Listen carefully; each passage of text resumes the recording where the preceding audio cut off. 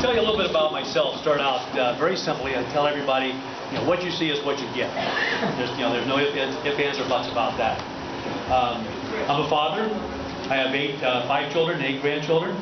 My children went to Leominster public schools. Most of the time, some chose to go to St. Bernard's when they got to high school, but that was their choice. Okay. My oldest granddaughter just graduated from Leominster High this past year. I'm a new resident to Leominster. I've only lived here since 1974. So, I'm just kind of a newbie in town,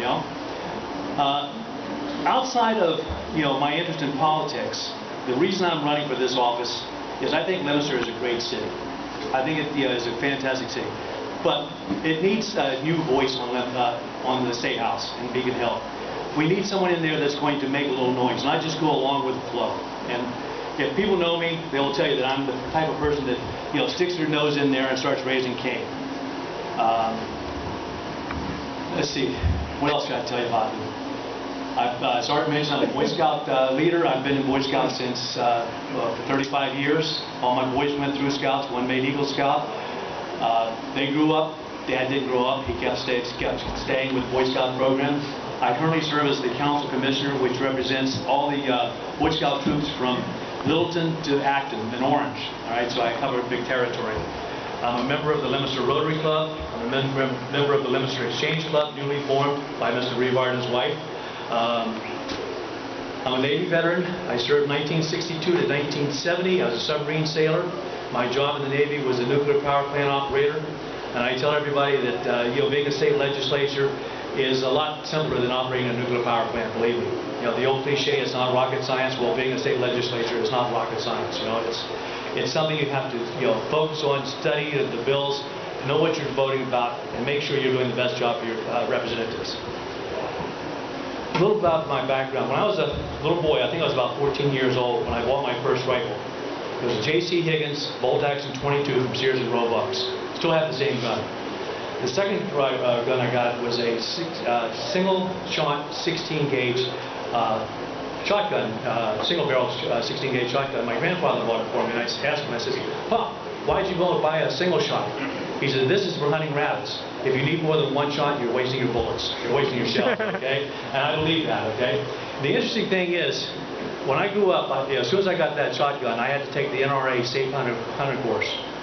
For me to take the Safe Hunter course, I had to walk across Main Street to the center of town to get to the place where they were running the course. I carried a 22 rifle every day or every week across town, right through the city center town. Nobody stopped and looked at you like you had a head, you were crazy or something like that. Everybody had a gun. It was your right to have a gun. Okay. To this day, I'm a member of the NRA. I'm a member of GOAL. I'm a member of the Leominster Sportsmen Association, and I, believe in the Second Amendment. I'm not a hunter anymore. I haven't hunted since I was 18 years old. Not like your son, that's a great deer hunter. But it's one of those things that I think we have the right. We should have the right to carry weapons. The question was asked about Maura Healey and the what do you want to call it? The interpretation she made of the Massachusetts law. Well, there's a number of state legislators already working against that issue, and I will join, if I'm elected, I will join that group to get that amendment changed so we can buy the guns that we want to buy. Okay. Your question about the mandatory year in jail and evicted police, he made the point. We have these laws, but we don't enforce them. So what good are the laws? I mean, we have to, if people are going to break the laws, we want to get the illegal guns off the street, let's do it. Let's not take the gun rights away from the law-abiding citizens. You got to get rid of the criminal element before you can look at the law-abiding people. There's absolutely no reason for anyone to be taking our guns away from us. Okay. And I'm open to your questions. Like I say, I'm not a politician. This is my first, well, not my first office I've run for, but the first big office I've run for. I'm a member of the state committee, and I ran for city council as a write-in candidate. Everyone knows what happens to write-in candidates. They lose. Okay. So anyway, new to politics, but I follow politics, and I tell everybody I've lived through 3 great presidents. Dwight Eisenhower, who many people don't think about, John F. Kennedy, and Ronald Reagan. And I think I would love to see another president come along like that. Unfortunately, So I would like to answer any of your questions that you have. Any questions for Frank? If you're from Leominster. Mostly Leominster. You can ask if you're not You from can ask him. He's not shy. Yeah. No questions, boy. Right, I have a question. Yes. So, going back to the AG for a second, Frank. Yes.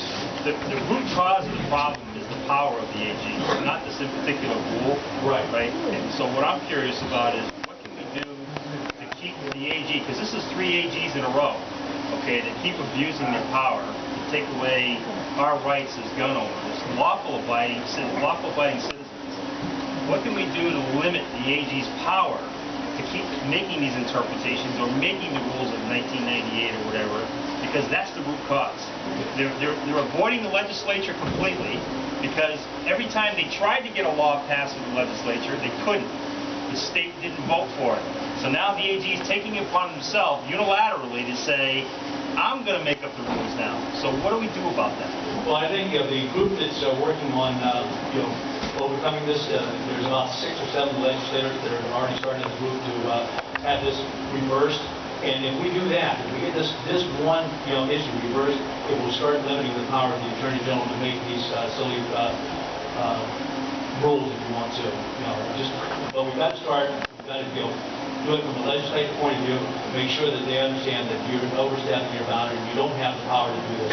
But no one's ever questioned the AG. They always say, well, it's the AG. We have to live with it. We don't have to live with it. We have a legislator that can override that.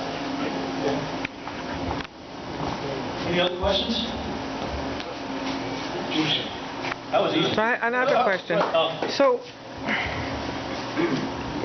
it's kind of like the elephant in the room, but a Democrat versus Republican.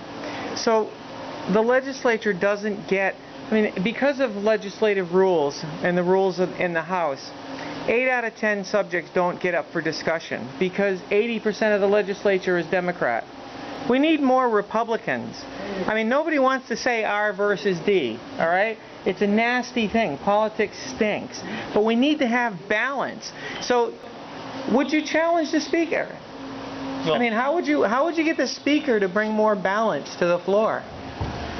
Every year they set up the rules for the following term, and it's interesting that every time there's a Republican amendment or a change to the rules, it's always voted down.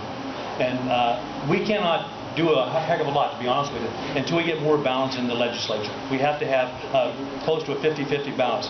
It may take a while to do that, but when you've got a balanced legislature, you're going to have compromise. Here. When you've got a dictatorial House Speaker, you're going to have a dictatorial society.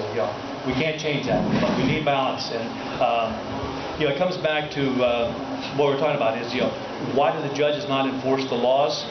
Because they know they can get away with it. And one of the things that we have to look at is getting judges, on the court system that will interpret the laws and enforce the laws, and not just put them aside. And I think we have to have balance in the legislature. And I tell everybody, my motto is a voice, not an echo on Beacon Hill. Believe me, if I'm elected, people will know I'm there. Here. I don't sit there and be quiet. Okay. Awesome. Thank you. Thank you.